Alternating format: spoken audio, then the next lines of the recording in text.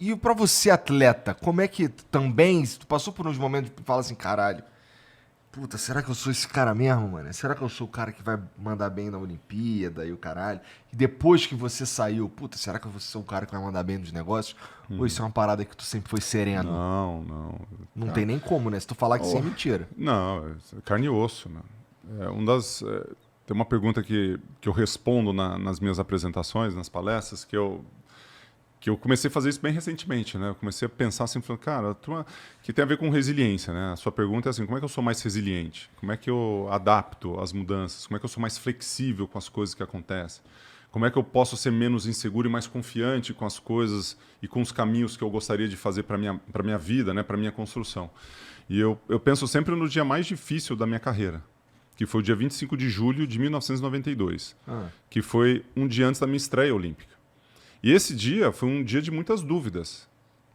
Muitas dúvidas, porque eu estou estreando nas Olimpíadas com 19 anos de idade, não sabia o que ia acontecer no dia seguinte, não sabia se meu adversário estava bem treinado, não sabia se eu ia nadar bem, não sabia se ia chover, se ia fazer sol, se eu ganhasse, se as pessoas iam gostar de mim, se eu perdesse, se as pessoas iam me odiar. Eu não sabia. E eu fui para a cama com todas essas incertezas, essas inseguranças. Com 19 anos? Com 19 anos. E o que eu fiz naquela noite foi pensar, nadar, repensar, nadar de novo e levar o meu estresse, o meu nível de estresse e ansiedade ao mais alto grau que eu poderia para me sabotar. E eu fiz isso com maestria e nadei muito mal no dia seguinte. Peguei 22º lugar numa prova que eu podia ganhar uma medalha. Qual que é a moral da história? É se você quiser perder de véspera, você pode. Você consegue. É só você fazer a coisa acontecer. Então, e a insegurança, ela tem um pouco a relação com o medo, né? O medo de vencer, o medo de dar certo, o medo, os vários receios que estão ali dentro de nossas vidas. Isso não é o contrário, não é um medo de não dar certo, o medo também. de isso que eu ia falar, cara. O medo de dar certo, o medo de dar certo de não é dar certo, é muito o medo forte. do processo. O medo do processo, porque vai ser difícil fazer. Porque às vezes a turma não faz porque vai ser difícil fazer. Separa antes. Geralmente, pra mim, como tudo é muito novo... E aí a pessoa se ilude. Você já dei a frase aqui, você não consegue se iludir e ter sucesso ao mesmo tempo. No meu caso, assim, eu fico... como a minha parada é com internet, e, bom, não tem ninguém que trabalha com... que nasceu na internet e que trabalhou com a internet um tempão e se aposentou. Não tem um caminho.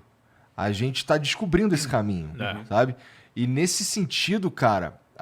geralmente a minha insegurança e o meu medo tô indo pro lado certo? Será que esse aqui é o lado que eu devia estar indo mesmo? Geralmente essa é a minha pira, não é...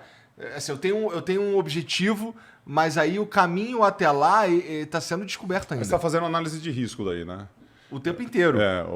Aí entra uma palavra que é ousadia, né? Você está sendo ousado, mais ou menos ousado, seria mais ou menos isso. Mas o receio, ele está inserido dentro disso, né? Porque você pode falar assim, cara, se eu for para esse caminho e não der certo, você fala assim, caramba, né? E o coeficiente de cagaço para isso?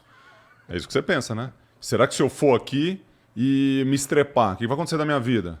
Tem boleto para pagar, tem cartão de crédito, tem um carro para financiar, tem não sei o que, tem apartamento, um monte de responsabilidade, quer colocar filho na escola. Você pensa nas questões de manter aquilo que você já tem, de ter crescimento e prosperidade e daquilo que pode atrapalhar o seu lado mental, né? Porque a ansiedade, não adianta nada você ter um monte de dinheiro, você está destruído mentalmente em relação àquilo que você faz. Né? E você falou 19 anos, cara. Com 19 anos, que nem ele falou aí do medo de dar certo, é algo muito forte. Eu, particularmente, vou falar por mim. Com 19 anos, eu tinha medo até do... E aí? Eu quero muito isso. Pô, fechou, deu certo. Cara, e se der certo e não ser o que eu queria? E não é o que eu tava imaginando. Então é o medo de dar certo, ele é muito forte também. Pelo menos pra mim foi. Porque às vezes com 19 anos você não sabe o que de fato você quer. Sabe uma coisa que acontece quando a expectativa é gigante? E quando ela acontece, você fala assim, pô, mas é só isso que vem com essa... com tudo isso que eu fiz, né? Aí é um desalinhamento em relação à expectativa que você tinha e a realização que aconteceu, né? E é muito louco isso. Isso normalmente está dentro da nossa mente, né? É muito comum. Você pega um atleta que o cara está no auge, ele fez todos os resultados e no dia seguinte ele está em depressão. Então, isso é louco, você tem cara. Um pico de resultado, um pico de performance, como se fosse, eu tenho tudo na vida. Cara, ao mesmo tempo eu não tenho nada. né? E o desequilíbrio ele tá em outros lugares. Ele está no vazio existencial do... E agora? Qual que é o meu próximo objetivo? Porque tem um livro bem legal do Simon Sinek, não sei se vocês conhecem o autor, e ele chama Jogo Infinito. E o que ele fala é o seguinte, quando você tenta vencer um jogo que é infinito, imaginando que ele seja finito, você vai perder.